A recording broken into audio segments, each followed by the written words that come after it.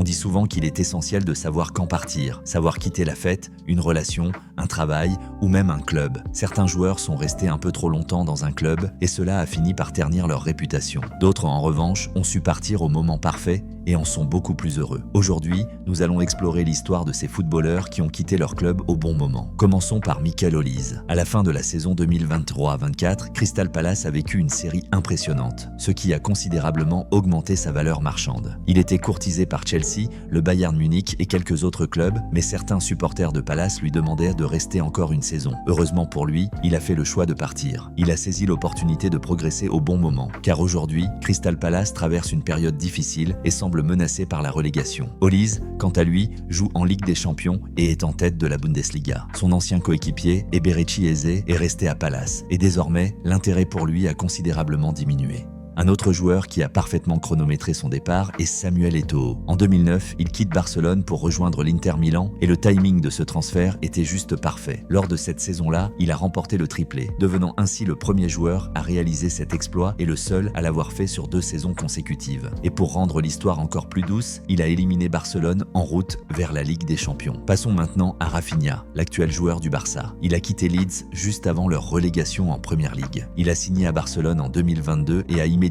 remporté la Liga et la Supercoupe d'Espagne, tandis que Leeds terminait avant-dernier et retombait en Championship. Depuis, Leeds n'a pas réussi à retrouver sa place parmi l'élite. Si Rafinha avait choisi de rester à Leeds une saison de plus, peut-être que Barcelone n'aurait pas été intéressé par lui l'année suivante. Mais regardez-le maintenant, capitaine d'un des plus grands clubs du monde, avec des ambitions pour le Ballon d'Or. Savoir quand partir est souvent plus crucial qu'on ne le pense, et Robin van Persie en a été un exemple. Après des années de blessures à Arsenal, il a connu sa saison la plus productive en 2011-2012. Tout le monde pensait qu'il devait rester et réaliser de grandes choses avec les Gunners, mais il a fait le choix de rejoindre Manchester United. Ce transfert, qui a été vivement critiqué à l'époque en raison de la rivalité entre les deux clubs, s'est révélé parfait. Dès sa première saison à United, il remporte son premier titre de champion et reçoit une aide d'honneur de ses anciens coéquipiers d'Arsenal. Depuis, Arsenal n'a pas gagné la Première Ligue, et si Van Persie était resté, il aurait pris sa retraite sans ce titre.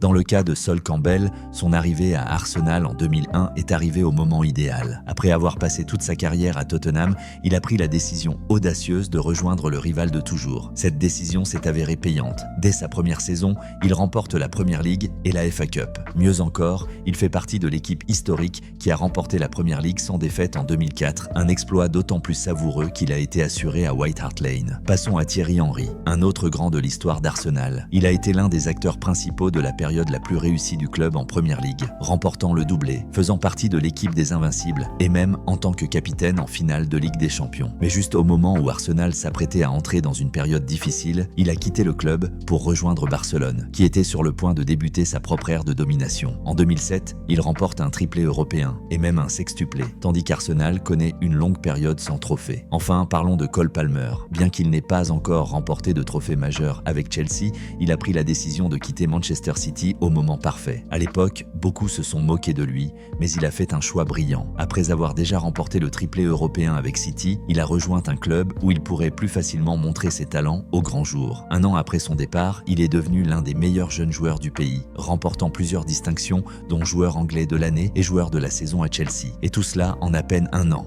Connaissez-vous d'autres joueurs qui ont quitté le navire au moment parfait? Partagez vos idées dans les commentaires. Si vous avez apprécié cette vidéo, n'oubliez pas de mettre un pouce en l'air et de vous abonner à la chaîne. Activez la cloche de notification pour ne jamais manquer de contenu passionnant comme celui-ci. À bientôt!